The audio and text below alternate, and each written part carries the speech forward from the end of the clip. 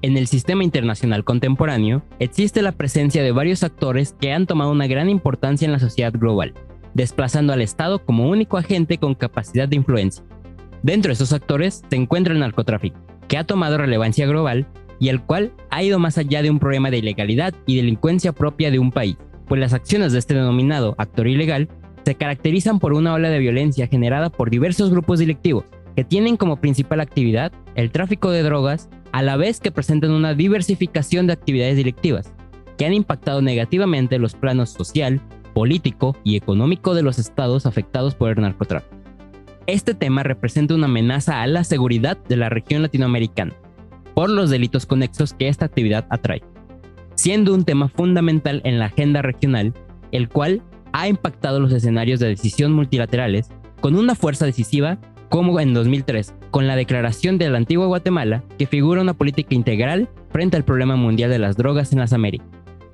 Para adentrarnos en este tema, nos acompaña Aarón Villarroel Mora, máster en Estudios de Paz y Conflictos Armados por la Universidad de Oslo, licenciado en Relaciones Internacionales por la Universidad de Guadalajara y especialista sobre seguridad y violencia organizada.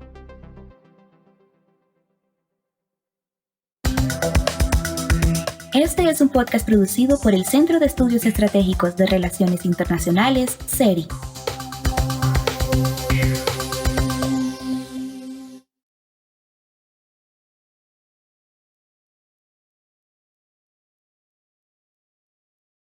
En este nuevo episodio tenemos el gusto de contar con la participación del maestro Aarón Villarroel Mora,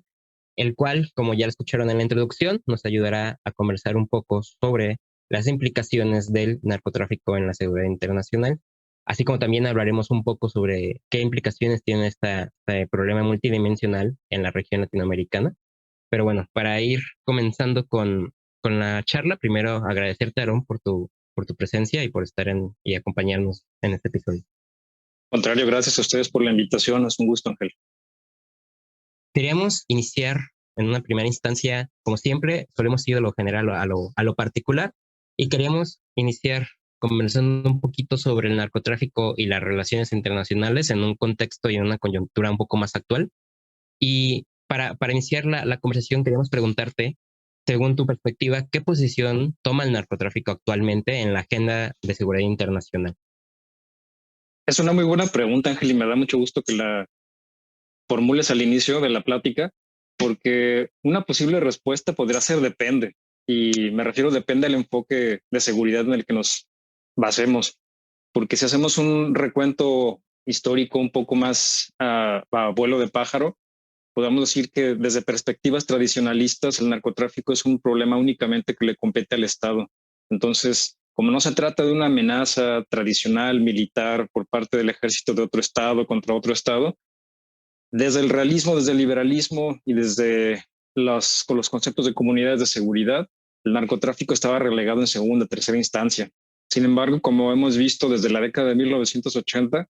el fenómeno ha mostrado una gran transnacionalización, no solamente con las operaciones de los actores que toman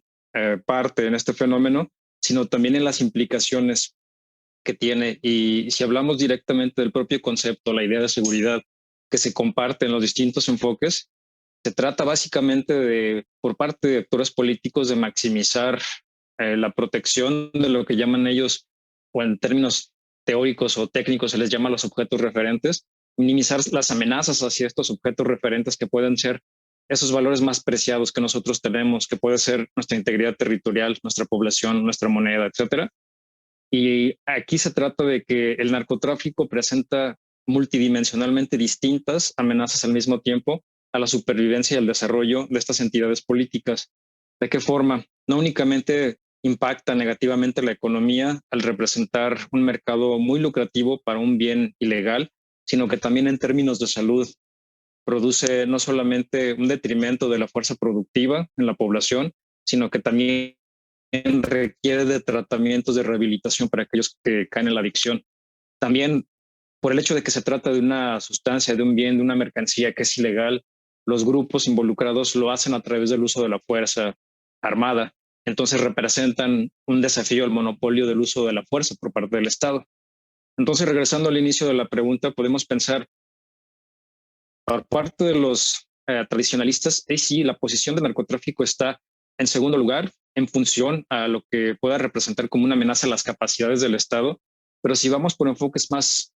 contemporáneos, más críticos, más reflexivos, como el constructivismo, la Escuela de Copenhague, estudios sobre seguridad, estudios críticos sobre seguridad, hablamos de que el narcotráfico es una de las principales amenazas que presenta no únicamente el Estado, sino distintos sectores políticos, incluyendo también minorías, por ejemplo, migrantes que son cooptados por las redes del crimen organizado, pero también sectores más vulnerables de la población que son sujetos a su reclutamiento por parte de estas organizaciones criminales.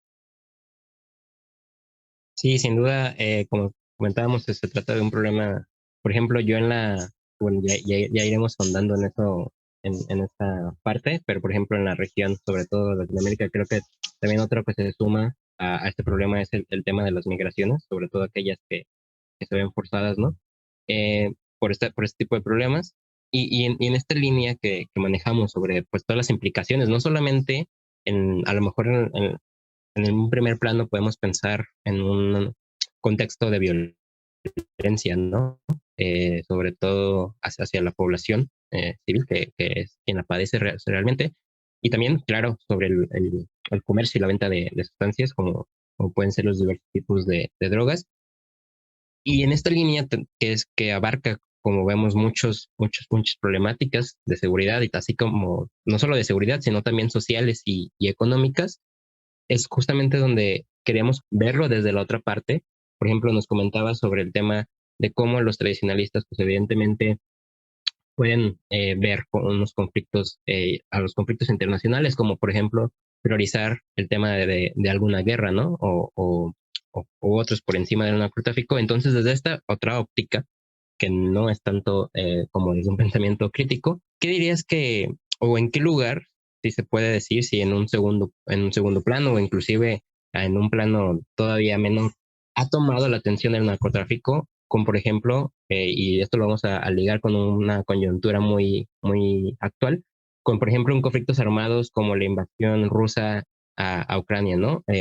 ¿Cómo desde este punto, al menos en una esfera internacional, se puede, sí, evidentemente hay que priorizar los conflictos que son una amenaza a la seguridad internacional, por ejemplo, esta invasión, pero sin dejar al lado el combate al narcotráfico, ¿no? O cómo toma esta perspectiva y en qué plano queda el combate a este problema.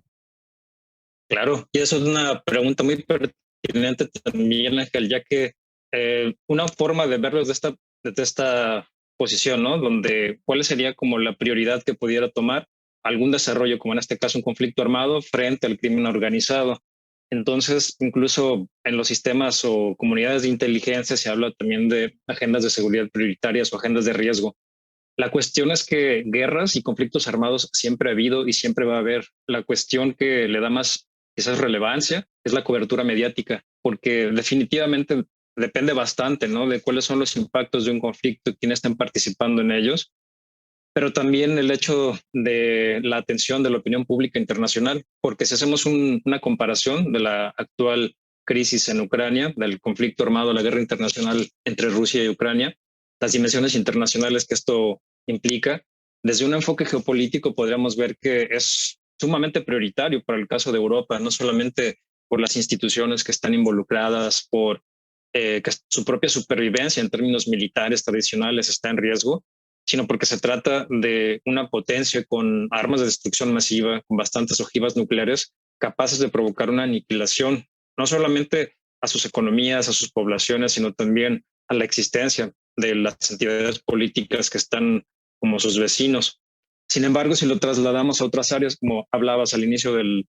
programa, en América Latina estamos geográficamente distantes, aunque política y económicamente interconectados de alguna forma. Entonces la proximidad a nosotros nos da, al menos como lo ha hecho en los últimos 10, 20, 15, 25 años, perdón, la prioridad de seguirnos manteniendo atentos y combatiendo a esas amenazas que día a día nos mantienen más vulnerables. En este caso hablamos tanto del crimen organizado desde el narcotráfico como sus distintas áreas de operaciones. Entonces yo pensaría que la atención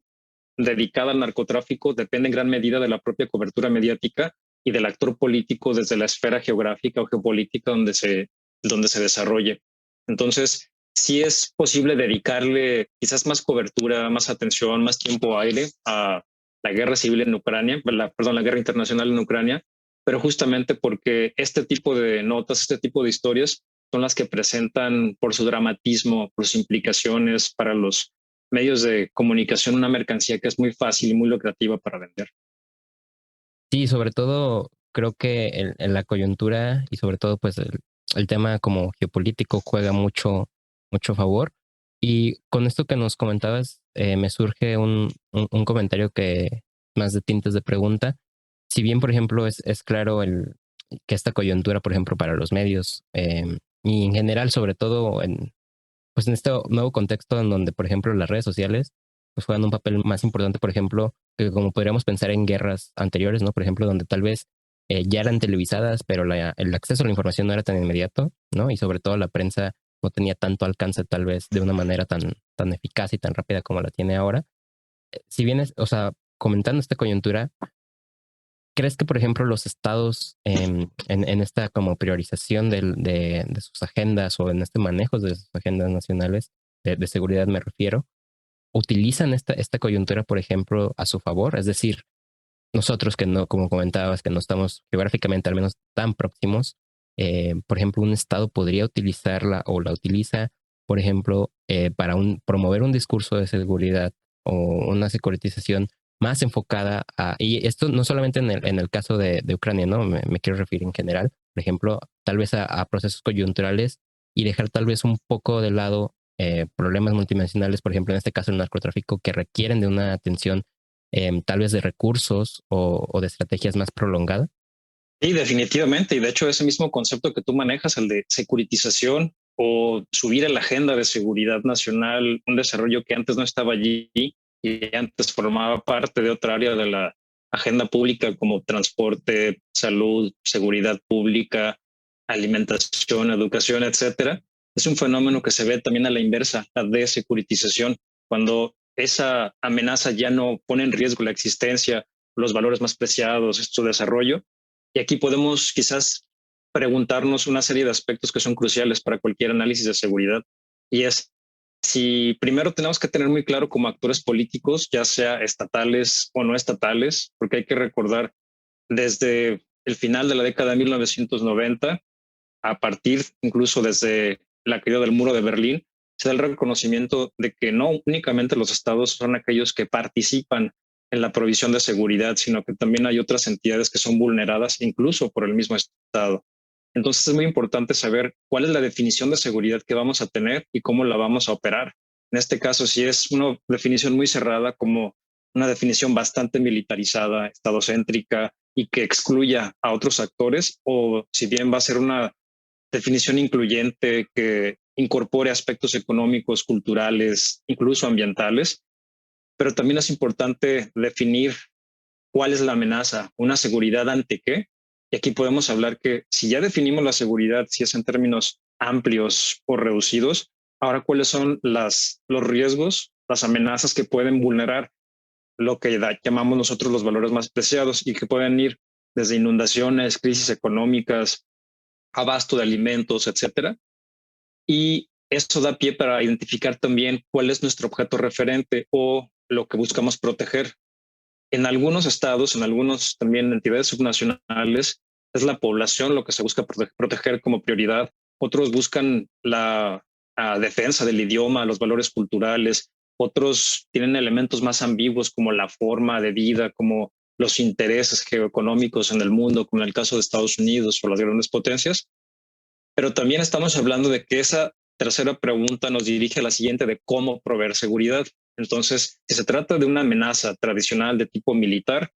podemos atenderla a través del uso de la fuerza o su amenaza. Pero si se trata de una enfermedad, como en el caso de la pandemia de COVID-19, no necesitamos, bueno, de hecho no sería lo más eficiente atender esa amenaza con una respuesta tradicional.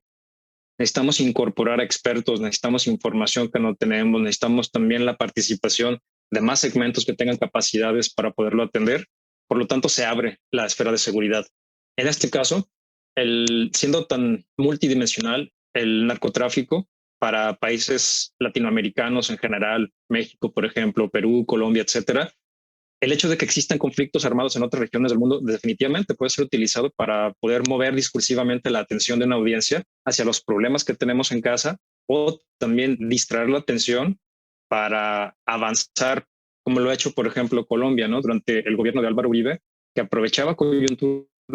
internacionales de conflicto, de atención internacional en conflictos africanos, por ejemplo, en el Medio Oriente, para atacar o endurecer sus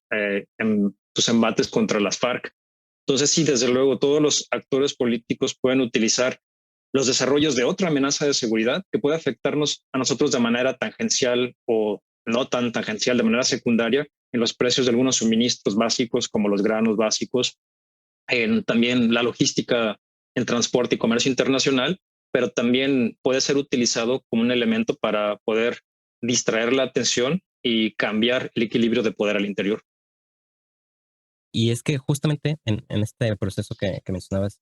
como de este análisis de seguridad que se debe realizar de entre qué buscamos protegernos, el cómo proveer y a quién buscamos proteger, justamente tomando esto que nos comentas, que queremos dar pie a, volviendo un poquito al tema del narcotráfico, actualmente hay un debate,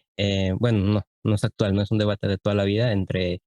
muy dicotómico, ¿no? Entre la despenalización de las drogas y su legalización, contrario a la represión y a la ilegalidad que ésta puede manejar. Y todo esto, no solamente viéndolo desde un punto de vista de que si las drogas son legales o no, sino evidentemente el combate y los temas de seguridad que esto trae, ¿no? Por detrás. Entonces, ante este debate dicotómico, queríamos comentar un poco sobre las estrategias justamente de combate al problema multidimensional del narcotráfico y centrarnos un poco, sobre todo en el sistema o en cómo combatimos el tráfico de drogas, ¿no? Siendo este, si bien no su única fuente de ingresos, sí la fuente de ingreso principal de estas organizaciones delictivas. Entonces, ¿qué otras alternativas? Además, bueno, está este como debate dicotómico, ¿no? Que creo que puede responder a coyunturas muy diversas, pero además de esto, ¿qué otras alternativas pueden adoptar los estados en sus marcos de seguridad nacional para el combate al narcotráfico? Esto es decir, ¿consideras que, por ejemplo, el tema debe de ser enfocado sobre todo a las drogas o, por ejemplo, tiene que ser un enfoque más multidimensional donde sí dentro de este combate, o sea, este enfoque de seguridad nacional también tengamos en cuenta, por ejemplo, temas económicos, ¿no? O temas sociales, sobre todo, que muchas veces van de la mano todos. Incluso educativos, culturales. Yo me voy directamente por la segunda opción, Ángel, porque se ha mostrado como una táctica fallida el hecho de militarizar el combate al narcotráfico. Sí tiene su lógica por el hecho de que los grupos delictivos cuentan con capacidades tácticas que superan al Estado, sobre todo en la dimensión local, en la dimensión subregional, donde las policías locales o regionales, estatales, en el caso de países que estén divididos federalmente o provincias, no cuentan con los mismos arsenales, el entrenamiento. Recordemos también que las redes del crimen organizado que se dedican al narcotráfico no solamente tienen capacidades, entrenamiento, tienen también armamentos que les permiten defender sus mercados, que les permiten expandir sus áreas de operación. Y al respecto, aquí es importante el hecho de responder únicamente a esta amenaza a través de la fuerza ha provocado también una escalada en la propia violencia. Y tenemos ejemplos muy claros que van desde Perú, que van Colombia, que van en América Central, y México no es la excepción. De hecho, quizás es un caso paradigmático. Yo me iría más bien por abordar la multidimensionalidad del propio fenómeno, como, de hecho, ir más allá del aspecto económico, porque organizaciones como la OEA, por ejemplo, incluso UNASUR, un esquema de integración regional en América Latina, se han enfocado mucho en combatir, por ejemplo, la demanda de las drogas en los mercados de destino, o también han tenido una flexibilización en cuanto al entrenamiento de los cuerpos policíacos o a través de transferencia de inteligencia, cooperación militar. Lo que yo creo que es importante también es reconocer que, como efectivamente mencionas, El narcotráfico no se trata únicamente de la producción y distribución de un material ilícito, sino de un consumo en un sector muy importante de la población, que como el caso de Colombia, el caso de México lo han mostrado, ha permeado bastante en la sociedad, al punto de que no se trata de una polarización entre los enemigos y los amigos o los buenos y los malos, sino que es una cadena productiva que es ya bastante sencillo reconocer, quizás con personas cercanas a nosotros que están involucrados de alguna manera para poder sobrevivir. Las propias condiciones estructurales de los países en América Latina han propiciado también el oportunismo, porque pues básicamente no hay un nivel de educación suficiente como para poder autoemplearse, ser innovador o salir adelante, tener una mejor calidad de vida, a la vez de que también estructuralmente la mayoría de países latinoamericanos tienen un grave problema de corrupción y sobre todo de impunidad. Eso sumado a que las altas tasas de desempleo propician a que sea más atractivo tanto para jóvenes como para distintos sectores de la población sumarse a las actividades delictivas de algún cártel, ya sea como abogado, químico, ingeniero, arquitecto, etcétera, para todas las distintas necesidades que tengan, al punto de que mientras más fuerte se vuelve un cártel, por ejemplo, y otro busca a competir en sus áreas de influencia, se vuelve un riesgo para todos los involucrados. Yo pensaría entonces que las estrategias deberían reconocer, sí, la parte punitiva, la parte persecutoria, incluso en términos de justicia, de procuración de justicia, pero también reconocer qué tanto ha permeado el fenómeno en nuestra sociedad. Y me refiero a la forma en la que incluso se vuelve aspiracional por parte de segmentos de la población, niños, por ejemplo, aquellos que viven en condiciones de pobreza por generaciones, cómo de una manera rápida pueden obtener beneficios, servicios, productos de calidad que quizás no podrían soñar en 2 o más generaciones. Entonces es importante no solamente involucrar políticas económicas que promuevan el empleo, y no me refiero únicamente a subsidios, sino oportunidades reales de trabajo que representen un ingreso legal para aquellos que están tentados a ingresar al crimen organizado. Por otra parte, hay un aspecto que creo, al menos en el caso de México, Colombia está un poco más desarrollado al respecto, que se está dejando de lado, y es la parte cultural o educativa. Nosotros sabemos, quienes sobre todo nos desenvolvemos en el ámbito educativo o académico, que es un problema que se puede analizar. Sin embargo, hay que reconocer que es una realidad que muchas familias abren la puerta de su casa y está allá afuera esperando, acechándoles. Entonces, es importante reconocer desde la educación, incluso básica, secundaria, preparatoria, etcétera, la importancia del problema, las alternativas que existen, pero sobre todo formar valores cívicos para evitar fomentar este tipo de redes y conductas. Así que una configuración y articulación de una estrategia, pues sí, defensiva, punitiva, persecutoria, pero también con más oportunidades de empleo, pero también ubicada con una dimensión cultural que incluso, aunque parezca uh, atentar contra las libertades, hay muchísimos productos culturales como series, no sé, narcocurridos, etcétera, que vanaglorian la posición de narcotraficantes, por lo cual se vuelve mucho más atractivo para algunos sectores volverse parte de estos círculos criminales. Entonces, mi recomendación sería atacar a este monstruo que tiene distintas cabezas por cada una de ellas. Sí, justamente con este último comentario que realizabas, por ejemplo, en México desde un tiempo para acá, sobre todo después de la guerra que se hizo contra el narcotráfico en 2000, a partir de 2006 con el sexenio del presidente Felipe Calderón, pues se desarrolló de una manera muy clara en una narcocultura, ¿no? Misma que observábamos en décadas anteriores también en Colombia, ¿no? Cada una con sus tintes diferentes, pero siempre como con, bueno, por ejemplo, en el caso mexicano, valiéndose de la música, pero también justamente siempre de las cosas materiales, que más allá de ser cosas materiales y lujos, es justamente, y ahí sí quiero como resaltar eso que comentabas, pues una aspiración a una calidad de vida mejor, sobre todo en contextos donde, eh, por ejemplo, el tema educativo, el tema sanitario, el tema económico y alimentario, pues es muy precario, ¿no? Entonces, justamente queríamos, para ir cerrando con la última parte de nuestra conversación, hablar un poco sobre la coyuntura pasada, actual y un poco futura del problema que representa el narcotráfico, sobre todo en la región de Latinoamérica, que ya nos adelantabas un poquito, que es como este monstruo de muchas cabezas, ¿no? Donde no solamente es el tema de las drogas, sino comentábamos, es el tema, por ejemplo, de la trata de personas, que es un tema muy, muy serio, por ejemplo, en la región, pero sobre todo en México, el tema de las desapariciones es un tema que nos está sobrepasando, no solamente al Estado, sino me parece, y eso es a título personal también como sociedad, ¿no? Ya en un punto de vista, pues, de dolo. Eso por un lado, pero también conversar un poquito sobre cómo ves como el panorama de, del narcotráfico en la región, pero sobre todo preguntarte si nos encontramos entre soluciones coordinadas entre los estados para el combate. Ya comentabas un poco sobre cómo tú observas cómo este combate, cómo deberían ser esas estrategias. También comentabas un poco sobre UNASUR, OEA y la OEA, que sobre todo, por ejemplo, en pues esta integración que trata de hacer UNASUR, ¿no?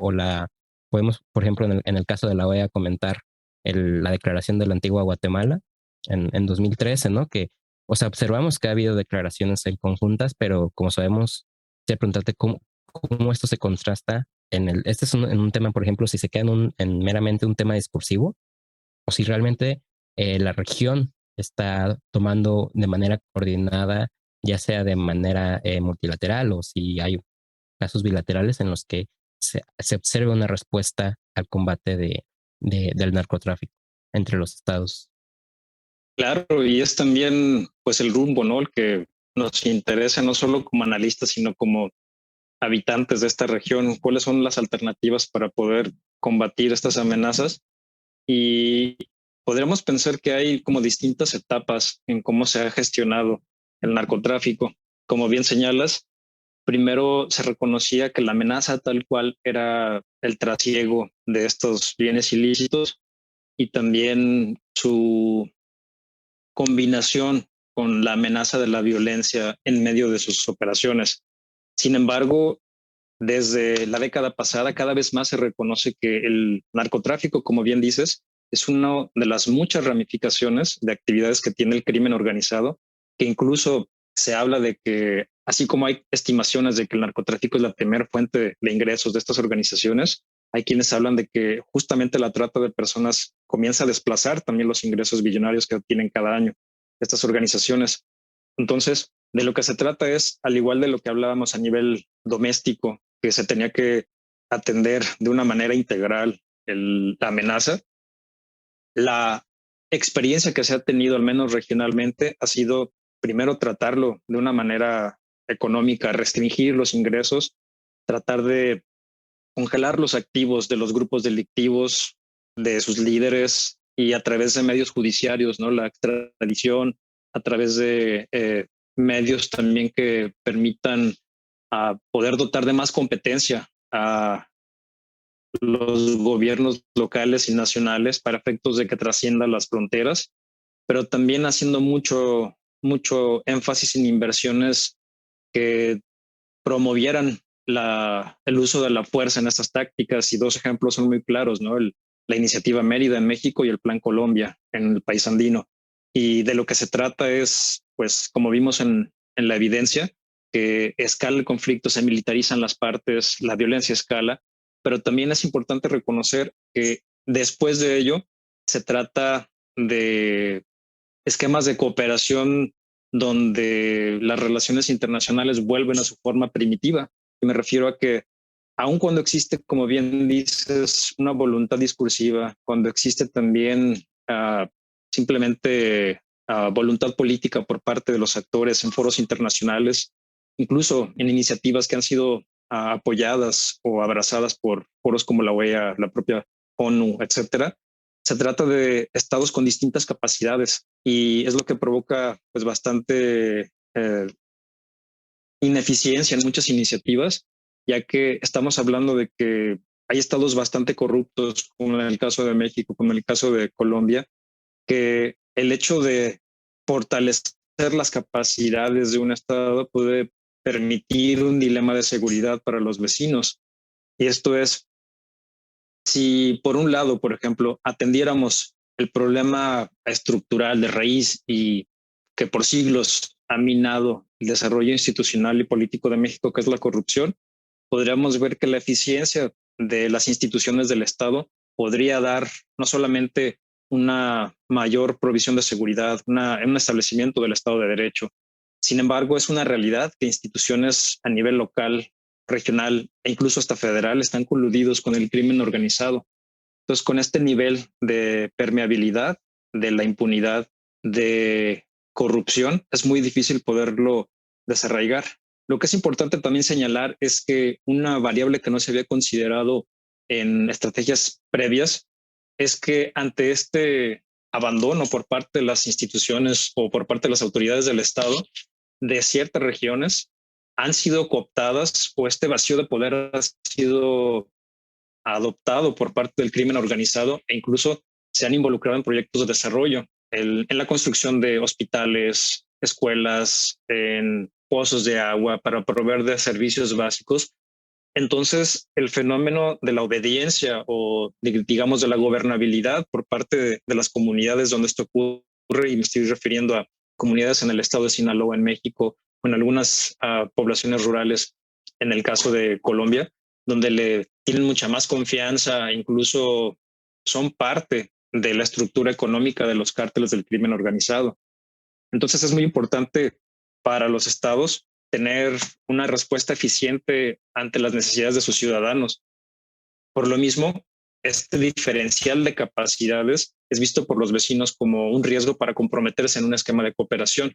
Sí lo hacen en el sentido de fomentar una reducción del consumo, sí reducir la producción de la oferta para que no exista demanda, sí militarizar las capacidades del Estado para poder atender la amenaza de la violencia, pero también estamos hablando de que eso se requiere combinar con aspectos jurídicos como una provisión de la justicia con un enfoque de derechos humanos, ver también cuáles son, por ejemplo, no únicamente las necesidades de la población, de los ciudadanos de cierto país, sino los migrantes que suelen ser muchas de las veces cooptados por estas redes y por su propia situación de ilegalidad, por su necesidad de supervivencia, se ven involucrados en estas redes. Entonces, las estrategias actuales están diversificadas, algunas de ellas están muy dispersas y como decíamos, regresando a los enfoques tradicionalistas, el hecho de involucrarse en un esquema de cooperación ante un problema común implica también un cálculo costo-beneficio. ¿Qué tanto le va a beneficiar a los países que aportan recursos, eh, eh, voluntades políticas, estructuras operativas, esfuerzos que a fin de cuentas van a beneficiar más al vecino que a uno mismo? Entonces, cada uno de los estados, hablando incluso desde la región centroamericana, tienen que ser conscientes de cuál es su papel dentro del fenómeno, como estados de paso, como estados que permiten, por ejemplo, el contrabando de ciertos materiales o también el hecho de ser mercado y países de paso o productores, lo cual implica pues una estrategia multidimensional para atender y que probablemente no veamos sus éxitos dentro de los próximos 10 años, tal vez. Sí, me parece muy importante sobre todo observar cómo todo este problema, sí, desde este dilema de seguridad que nos comentas, pero también desde las complicaciones que tiene, por ejemplo, el hecho de cooperar en la región, ¿no? Precisamente por esta diferencia entre, por ejemplo, las instituciones, entre el poder, por ejemplo, o económico que pueda tener los estados, que es muy dispar, ¿no? Y donde, por ejemplo, pues ha premiado, por ejemplo, la cooperación triangular, ¿no? O donde tenemos actores que son siempre,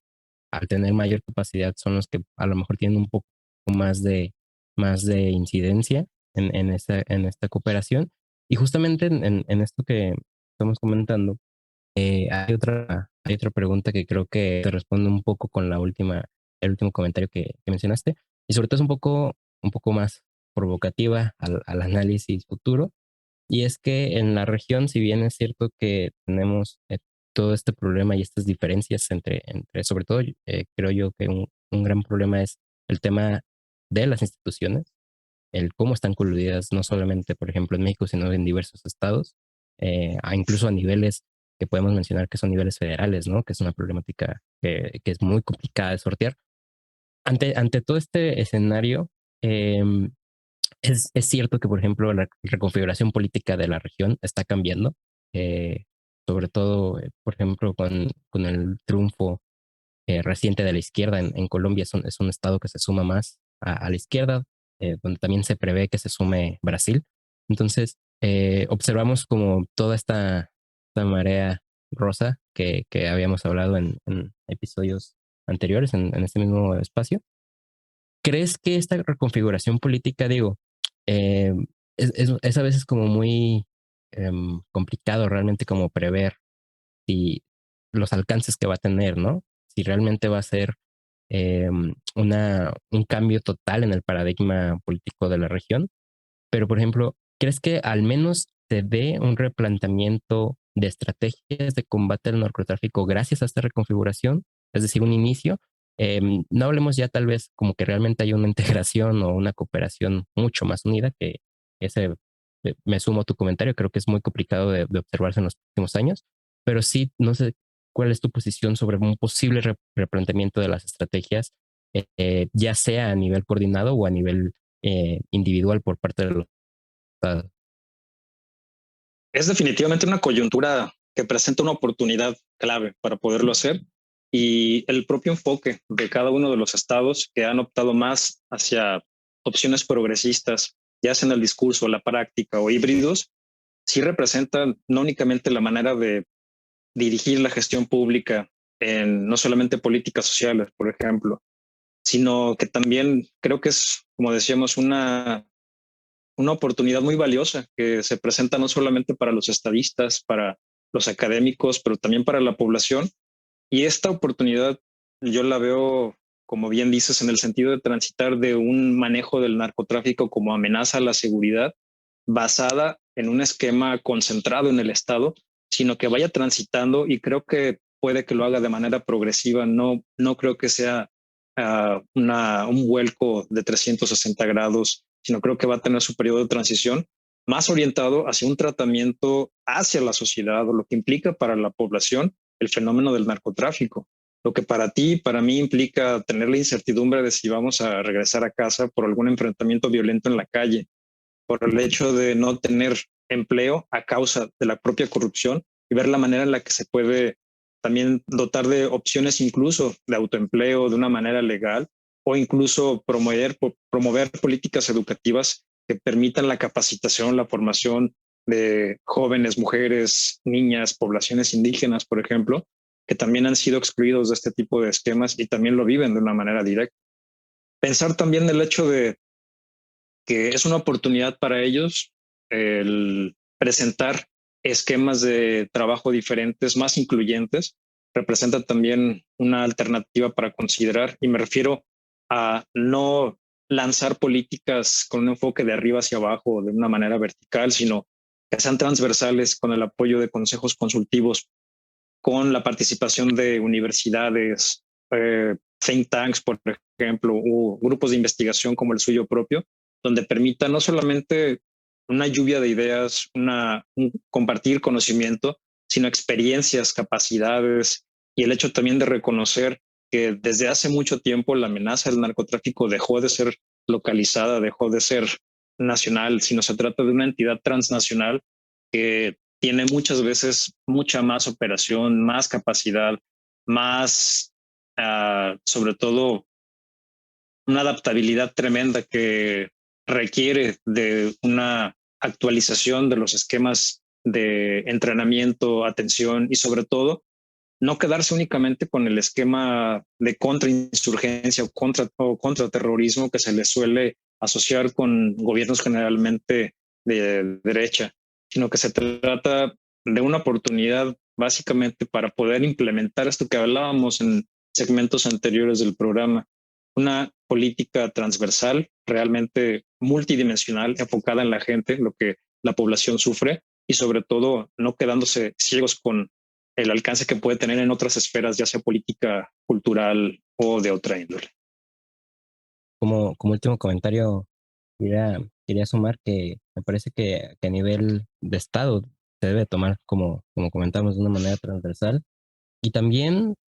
me parece que es como también muy importante tomar en cuenta el papel cada vez más relevante que está tomando la sociedad civil, evidentemente no en el combate directo a estas organizaciones delictivas,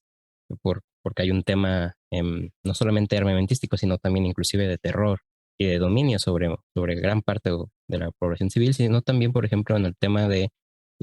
las repercusiones que tienen, por ejemplo, las desapariciones de las personas a nivel regional. La población civil está tomando cada vez más papel, ¿no? En la búsqueda, en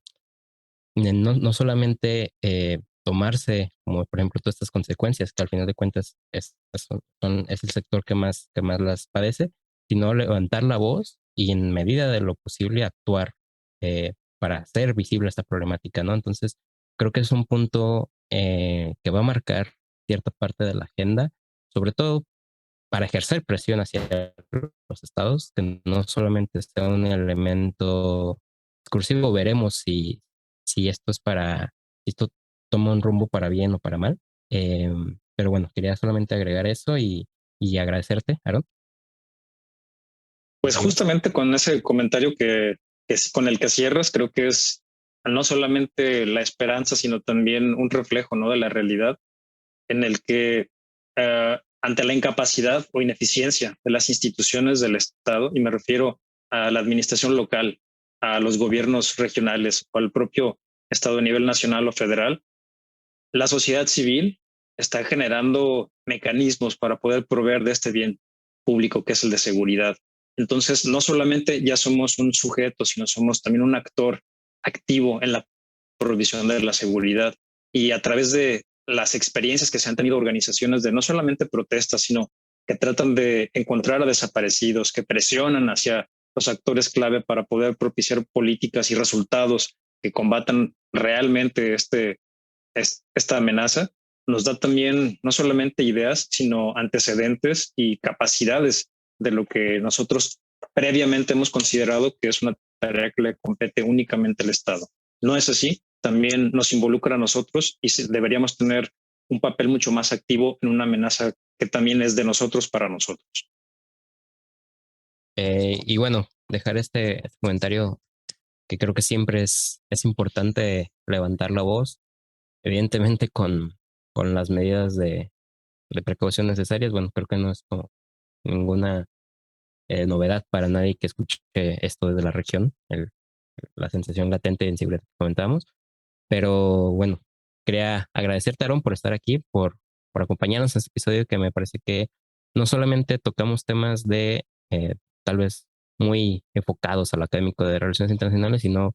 como desde mi perspectiva se debe también de tomar este tipo de temas, pues desde una perspectiva sí académica, pero también social y